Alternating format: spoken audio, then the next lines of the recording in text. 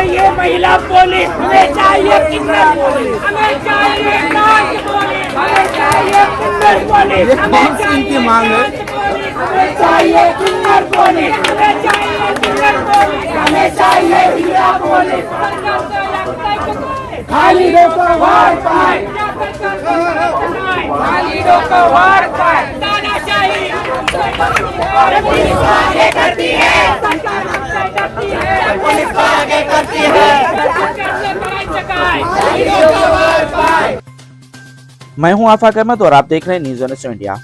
सरकार से अपना हक मांगने के लिए किन्नर समाज के कुछ सदस्य मंत्रालय का रुख कर लिया, मगर रास्ते में मुंबई पुलिस ने इन्हें रोक लिया। छोटी सी झड़प हो गई। दरअसल बात यह है कि कुछ दिनों में पुलिस भर्ती शुरू होने वाली है, जिसमें किन्नरों ने भी भर्ती की मांग की है, मगर सरकार इन्हें किन्नर श्रेणी में बल्कि दूसरे श्रेणी में परीक्षा देने को कह रही है, जिससे किन्नरों में आक्रोश दिखाई दिया। हम किन्नर हैं और हमें किन्नर श्रेणी में ही भर्ती चाहिए। इसी बात को लेकर आज इन्होंने आजाद मैदान में एक धरना भी दिया।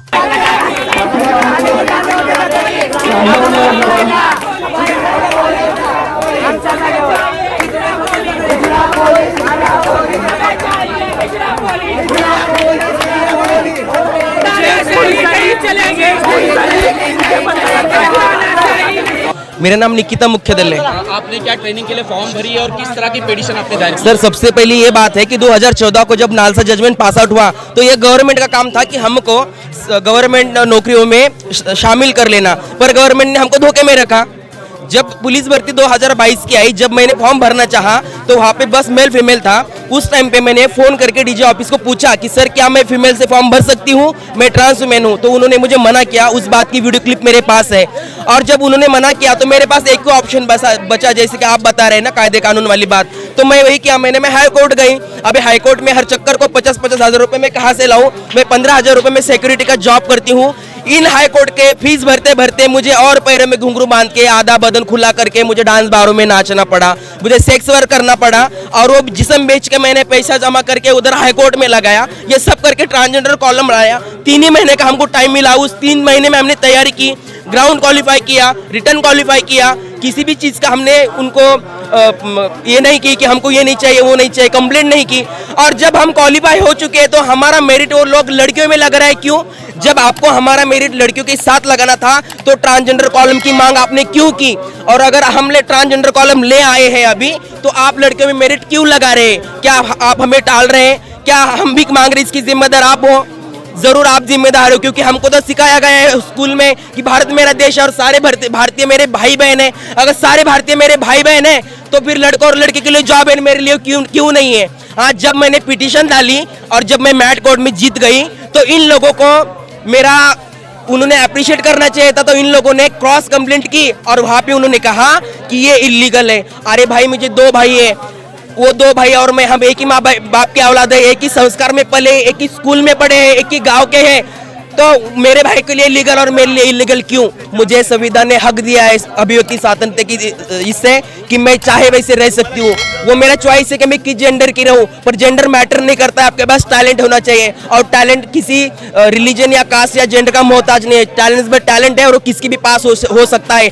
आज इतना बड़ा यहाँ पे आंदोलन हो रहा है, अगर कुछ कम ज्यादा हो गया तो क्या गवर्नमेंट के पास ट्रांसजेंडर पुलिस है? हमारे कपड़े फटने तक अभी पुलिस ने हमको धक्का बुक्की किया है। कौन जिम्मेदार इसका? क्यों नहीं आपके पास ट्रांसजेंडर पुलिस? क्या ट्रांसजेंडर आज आसमान से टपके हैं? अरे हजारों साल से, सदियों से हम यहाँ पे रह रहे हैं, तो आप क्यों हमको नहीं शामिल कर ले रहे? आपकी इसमें आप जिम्मेदार है। हम भीख मांगते और सेक्स वर्क करते हैं ना, तो आप जिम्मेदार है। ये सो कॉल्ड सोसाइटी ना, ये जिम्मेदार है इस बात की।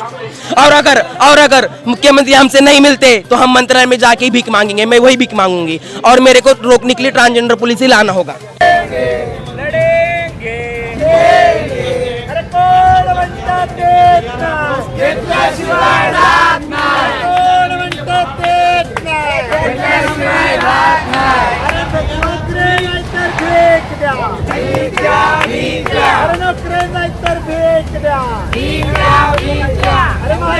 प्रॉब्लम तो एक बेसिकली एक है कि हमें सुबह एक बार पुलिस प्रशासन के जरिए महाराष्ट्र के मुख्यमंत्री सदन से जो उनके डिपार्टमेंटल आदमी थे, उन्होंने हमारा मिसगाइड कर दिया।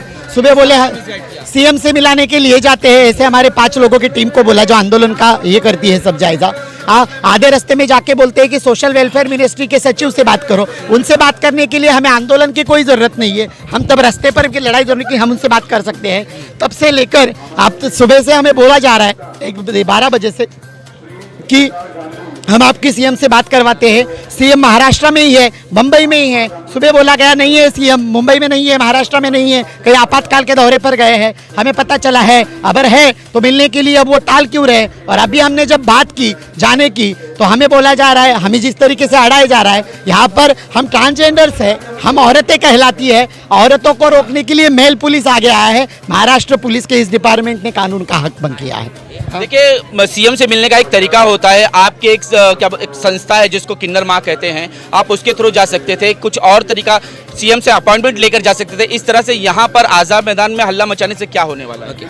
किन्नर माँ ट्रस्ट हमारे लिए बहुत काम कर चुकी है। उन्होंने बहुत लॉकडाउन में और उसके बाद में भी हमारे लिए बहुत काम किया है और वो हमारे लिए मुख्यमंत्री से इसके पहले 2 बार मिल चुकी है, लेकिन उसमें से कोई रिजल्ट नहीं निकल रहा है। उनको हमेशा प्यार बात से बिठा के चाय पिला के उनको भेजा जाता है, हमको भी उसी तरीके से किया जाता है। तो किन्नर माँ हमारा प्रतिनिधित्व था, है और रहेगा आगे भी, लेकिन फिर भी हम हमारी बात रखना चाहते हैं। क्या बात रखना चाहते हैं आप? क्यों यहाँ जमा हुए? क्योंकि अभी 2 दिन में पुलिस भर्ती की लिस्ट लगने वाली है और हमने ऑर्डर के कॉलम में परीक्षाएं दी है। हमारे इन सारे बच्चों ने ट्रांसजेंडर के कॉलम में परीक्षा दी, ट्रांसजेंडर के कॉलम में हमने अपना फिजिकल टेस्ट दिया, तो फिर हमको महिलाओं के कंपटीशन में क्यों डाला जा रहा है? हमको हमारे कॉलम में ही चेक क्यों नहीं किया जा रहा है? ये हमारी पहली मांग है। दूसरी मांग तो ये है हमारी कि कर्नाटक और छत्तीसगढ़ जैसे राज्य, जो छत्तीसगढ़ तो बहुत छोटा सा राज्य है, वो ट्रांस पुलिस की तरफदारी करता है और 11-13 लोगों को पुलिस में ले सकता है। तो महाराष्ट्र पुलिस तो पुरोगामी कहती है खुद को, महाराष्ट्र गवर्नमेंट पुरोगामी कहती है, फिर हमने क्या बिगाड़ा है उनका? और महिलाओं को अगर महिला पुलिस चाहिए, पुरुष को अगर पुरुष पुलिस चाहिए, तो फिर हम अगर ट्रांस पुलिस मांग रहे तो गलत क्या है उसमें? यही मांग है हमारी। हम भूखे टूके बैठते मांगने वाले हैं, जड़े हम मांग के खाने वाले। हम आज हमारी मेरी पूरी जिंदगी गई और मेरी अभी ये आने वाली आगे की पीढ़ी है, ये भी भीख मांगेगी।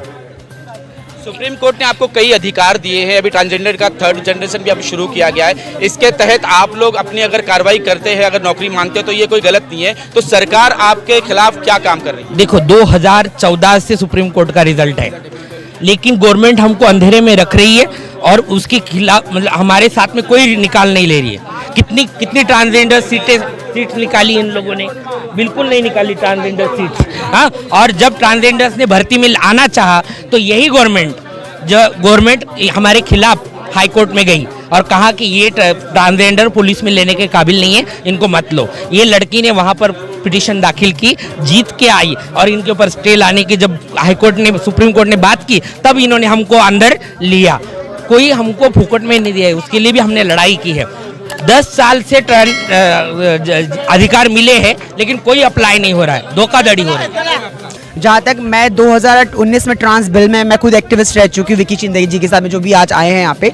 और जब इतने सारे हमको अधिकार दिए गए हैं, जैसे बोलते कि अभी ये इनलीगल बोल रहे हैं अगर ये ट्रांस को लेके, तो जो 2019 में जो अभी ट्रांस बिल है वो क्यों आया है, राइट? जो 377 जो नाज़र जजमेंट जो पास हुआ 14 सितंबर को, तो उस 14 सितंबर में जो हमको अधिकार दिए गए, हमको उन अधिकार से वंचित क्यों रखा जा रहा है? मेरे को यही सरकार से सवाल पूछ रहे हैं कि सरकार थोड़ा ध्यान दे।